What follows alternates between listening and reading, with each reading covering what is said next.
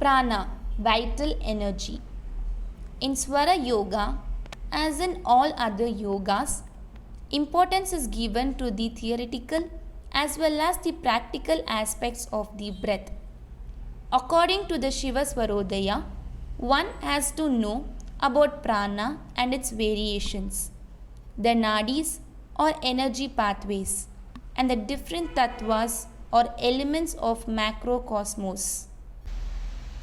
Through the application of such knowledge, the Swara yogi can know all the events of the universe which are both auspicious and inauspicious.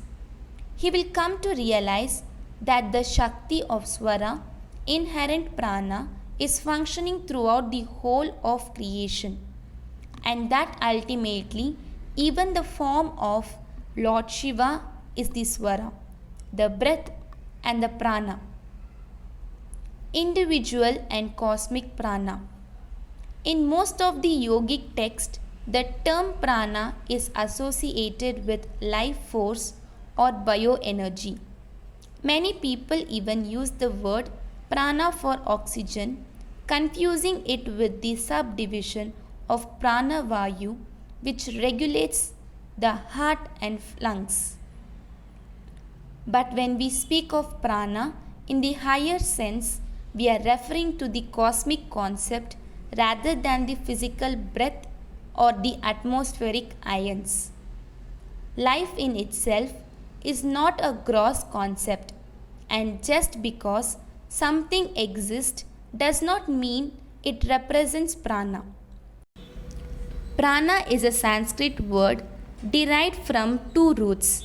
Pra is a prefix used to denote constancy, and na means movement. Therefore, prana is a force in constant motion, like a vibration moving to and fro without any interception. We have to be very precise when we use the word prana because it has two aspects, cosmic and individual. Cosmic prana is very subtle and can only be perceived by the infinite mind, but individual prana related to the body is grosser and more tangible.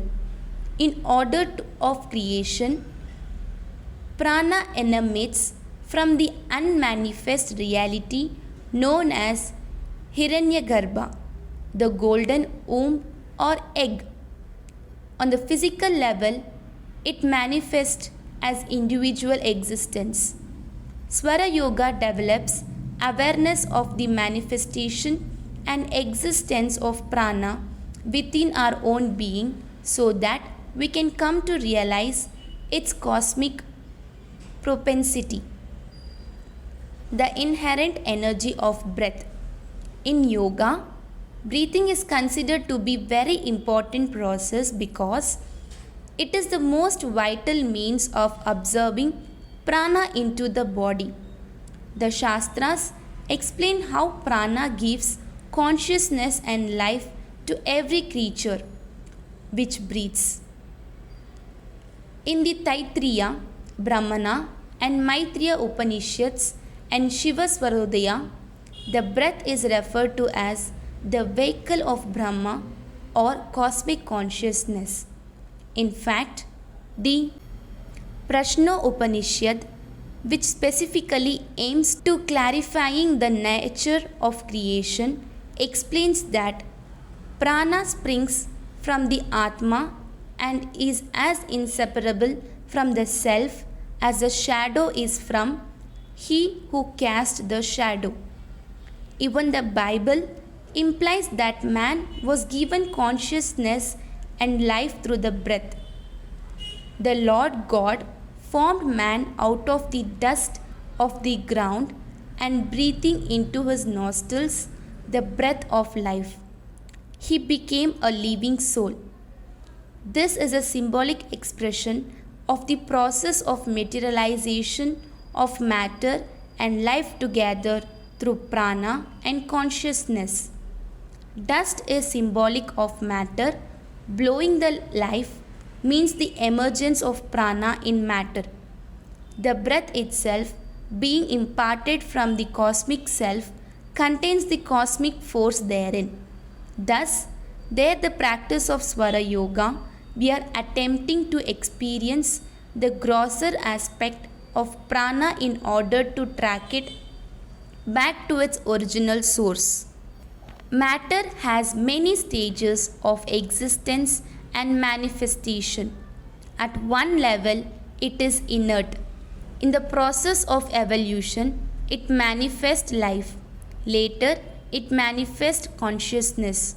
Then, energy emerges, and the final manifestation is knowledge and experience.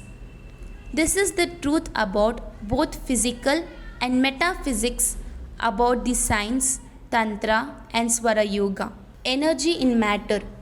According to Swara Yoga, the body is a storehouse of vital energy, a dynamo with infinite electrical currents flowing throughout. The ordinary man sees this body as a combination of flesh, blood, and bone. But the yogis and scientists have perceived a greater force behind the physical element, and that is the force of energy or prana. The prana, which motivates the body of man, is more subtle than the nucleus of an atom, and technology has not yet been able to harness it. Most people consider the pranic system within the body to be purely psychological, but scientific investigations are coming closer to the truth of Swara Yoga.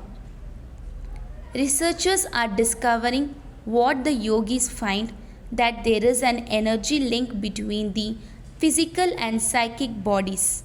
Furthermore, they have arrived at the conclusion that energy or pranic force is convertible into material force, and that material force is convertible into pranic force.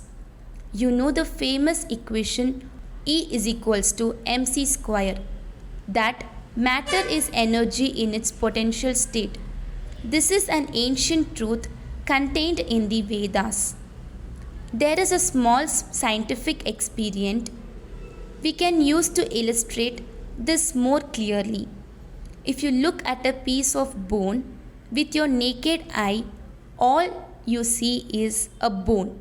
But if you look at a piece of bone under a super microscope, what do you see?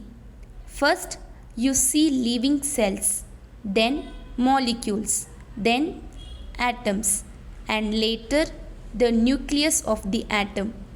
Ultimately, you discover the fantastic behavior of energy. The piece of bone, which appeared to be lifeless matter, was really not dead at all. Only your eyes were incapable of detecting the living energy within.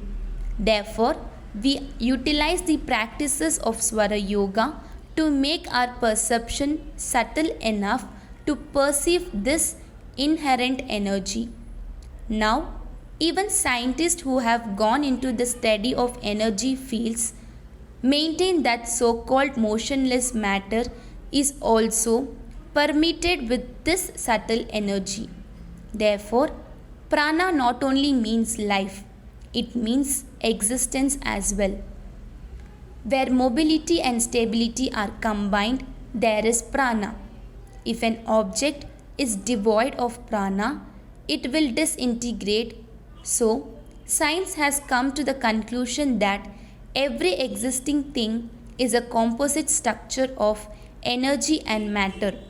Swara Yoga is a means to develop deeper understanding of our own energy structure and to know how to keep it functioning harmoniously. Photographic, the vital energy. Modern science has come across an important discovery which seems to have shown that the energy in the body emits an aura of light. The Vedas clearly state that every object has a pranic field which appears as an encompassing mass of light. In earlier paintings of great saints, sadhu, and gurus, an aura often surrounds the head and sometimes the hands. Some call this light a halo, and it can be seen in the pictures of Rama, Krishna, Christ, Muhammad, and others. Before the advance of modern science, it was thought that this was created by the imagination of the artist. But the halo or the aura is not imaginary, nor is it only peculiar to great and evolved saints. With the aid of modern scientific equipment such as Kirlian photography, researchers have shown an aura like an electromagnetic field which can be measured and photographed. Measurements of changing frequency and amplitude of the electrofield seem to confirm observation of the activities and changing colors of the aura. This is very significant to Swara Yoga because it correlates with the varying pranic fields emanating from the body and how prana manifests in the body in particular colors depending on the frequency of vibration. By testing people with this equipment, the Kirlian have found that every living being has an aura. This aura does not indicate the degree of spiritual attainment, although it is definitely expanded by higher aspirations and sattvic qualities. Even a criminal has an aura, and a murderer or thief can be detected by this specific type of aura and pranic emanations. Some people have the capacity of mind to perceive and see the aura. They can read it through the subtle faculty of mind. It requires certain angle of perception and state of mind which can be developed. Swara Yoga specifically develops this subtlety of mind, and it starts by making the practitioner aware of the pranic vibration in the body and the breath. Kirlian photography and prana. One of the major scientific discoveries which brought the subject of prana to public awareness, as we have already mentioned, was Kirlian photography. The inventors, a husband and wife team called the Kirlians, came across the phenomena in 1939, and since then researchers have been photographing many different types of objects. They found that all life forms emit a particular aura, and that in certain object can also have an aura for some time. This is relevant to Swara Yoga, especially as it involves concentration of certain symbols to enable one to perceive the pranic flow in the body. Hundreds of experiments have been done in Kirlian photography to show difference in auras. For example, in coins held by different people, or in leaves that have fallen naturally and those cut down by a knife. Photographs were made of the thumbs of different people who were healthy and unhealthy, depressed and elated, etc. Separate photographs were taken of a man's hand and a woman's hand, and then again when they held hands, it was found that man's aura had contracted while the woman's had expanded. Experiments have brought researchers to the conclusion that the aura or electromagnetic radiation of the body is constantly changing. It can expand and diminish, and it can influence as well as be influenced by others. In Swara Yoga, the same conclusions were also reached. Here, it says that our thoughts and state of mind influence our pranic rhythms, which is what researchers in Kirlian photography also found in relation to the aura. According to one's mental and emotional responses, the aura expands and contracts. For example, when a person is calm and relaxed, the pranic emanations are steady and elongated. But when the person becomes anxious, the aura becomes flared and jugged.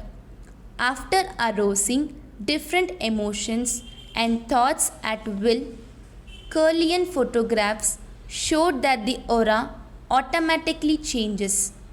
By concentrating on the aura itself, it can also be altered. Similarly, by concentrating on his prana, the Swara yogi changes the active flow at will. Researchers also observed that just before death, the aura completely vanishes. In Swara Yoga, it is said that when there is no longer any indication of prana, death will ensue. There is a practice whereby can predict death and sickness by gazing at his shadow and then looking into the sky where he can see a duplicate form of the shadow. If there is no reflection in the sky, death can be expected, and if only some areas are reflected, sickness. This is because just before death, the pranas and electromagnetic fields withdraw, and therefore the aura diminishes. At the time of death, there is no prana, no aura, and no life. So the Swara yogis devised different practices to increase the pranic capacity and pranic field or aura. These practices enable us to perceive the subtlety of our existence in relation to the universe. Prana is the basic of life, and in Swara Yoga, we develop the conscious capacity to control it and see that it is not wasted.